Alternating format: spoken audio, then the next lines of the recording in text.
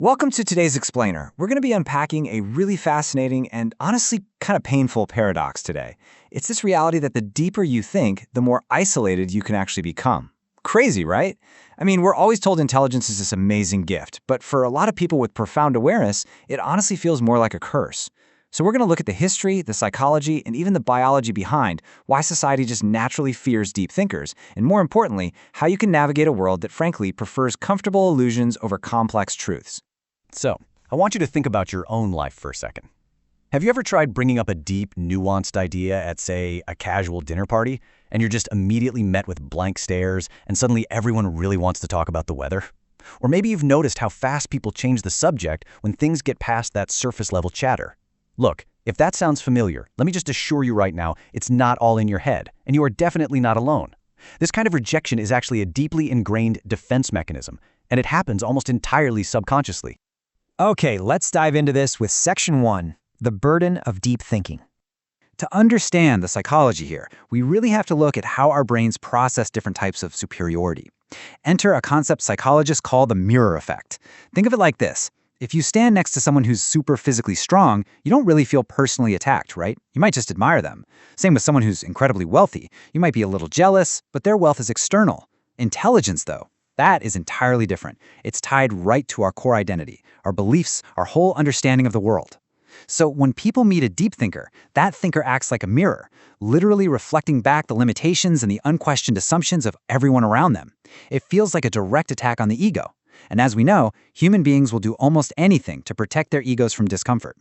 But it's actually not just psychology. It's hardwired into our biology. Modern neuroscience tells us that when people feel intellectually inferior, their brain's amygdala, that's the fear and threat detection center, lights up. It becomes highly active. And why is that?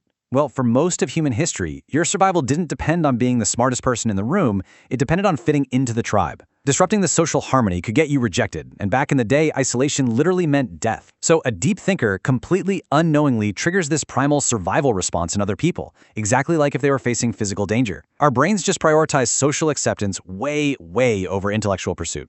And it turns out the fear isn't even just about the intelligence itself. It's actually about the audience.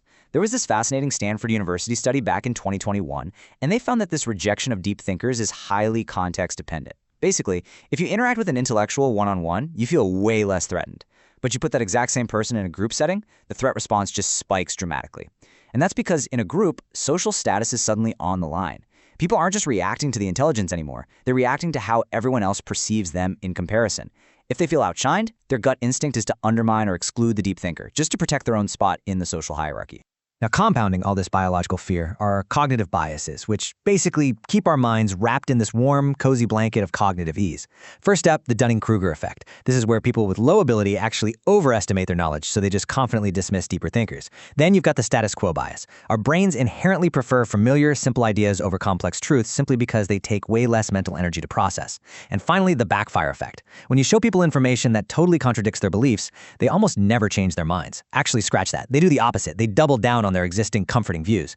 And today, social media algorithms literally amplify these biases, rewarding simple emotional sound bites over any sort of profound, nuanced argument.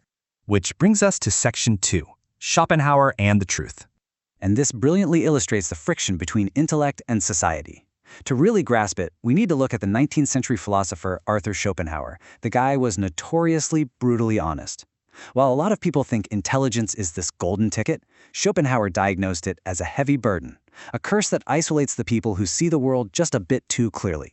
He believed human behavior is driven by this blind, irrational force he called the will. For most of society, this shows up as the will to live, basically a biological drive to find comfort, pleasure, and survival. But highly intelligent people, they operate differently. They develop what he called the will to truth. It's this insatiable need to understand reality, even when that reality is painful or isolating. The deep thinker wants the truth no matter the cost.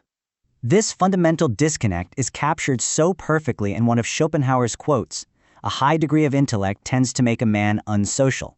He argued that the more you truly understand human nature, the harder it is to actually relate to people. Think about it, most everyday social interaction is just small talk, little status games, and a kind of polite dishonesty. A deep thinker sees right through all those illusions.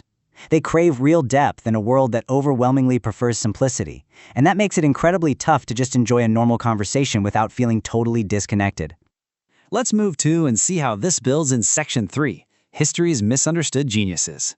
Because this marginalization, it isn't just some abstract philosophical theory. It is a very real historical pattern.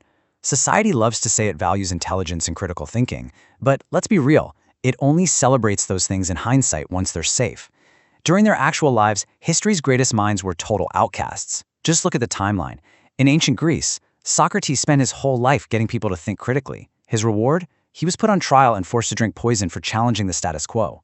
Skip ahead to the Renaissance. Galileo proved the Earth revolves around the sun, completely shattering religious dogma. For undeniable scientific truth, he was branded a heretic and locked under house arrest. And then in the modern era, Nikola Tesla dreamt up free energy. But because his ideas threatened the big power structures of industrialists, they were suppressed, and he died completely broke, while other people built fortunes off his stolen concepts. And the list of brilliant minds punished for their depth just goes on. Friedrich Nietzsche pointed out that traditional morality was flawed and society was built on comforting lies. And for that, he was dismissed as literally insane, only to have his work totally shape modern philosophy way later. Alan Turing's code-breaking saved millions of lives in World War II and practically invented AI. Yet society destroyed him over his personal life, pushing him to a tragic suicide. Or go way back to ancient Rome. Hypatia of Alexandria was this brilliant mathematician who championed scientific reason, and she was brutally murdered by a mob who saw her mind as a threat to their power. History proves it over and over again. Intellectual progress almost always faces fierce, sometimes violent pushback. Okay, finally, let's turn to Section 4, a guide for deep thinkers. So, what does this all mean for you? If you're a deep thinker, are you just doomed to a life of feeling frustrated and alone? Absolutely not. Realizing that society is built for stability, not truth, is just step one. You aren't broken for seeing the world as it is. Schopenhauer actually gave us some really actionable solutions here for navigating a world that loves simplicity. Step 1. Embrace solitude. Solitude isn't a punishment, it's a privilege. Use that alone time for your own creative pursuits instead of constantly looking for validation from a society that's just not wired to give it. Step 2. Find like-minded individuals. You don't need a million people to get you, you just need the right ones. Seek them out through books or specific intellectual communities. And step 3, engage with the world wisely. Don't just blindly share your deepest insights with people who aren't ready for them. You gotta observe society, learn its patterns, and protect your energy. That third step about engaging wisely, it's beautifully backed up by some famous advice from Albert Einstein. If you can't explain it simply, you don't understand it well enough. Deep thinkers see all the crazy complexity in the world, but remember, the human brain really wants cognitive ease. If you want your ideas to actually be heard without setting off that primal amygdala fear response we talked about, you have to master translation. You have to learn how to communicate that profound depth simply, without totally overwhelming the room. It's really about building a bridge between your complex brain and society's need for simplicity. Which brings us to our final thought for this explainer. The big takeaway here is that yes, society might instinctively fear deep thinkers, but it's those exact thinkers who actually push humanity forward. Your intelligence is a double-edged sword. Huge power, but also potential pain. Knowing the history and the psychology behind it, though, that gives you a massive advantage. So I'll leave you with this. How are you going to navigate the world with your gift of awareness? Are you going to hide it just to fit in? Or will you use it wisely, find your real tribe, and leave your mark on the world?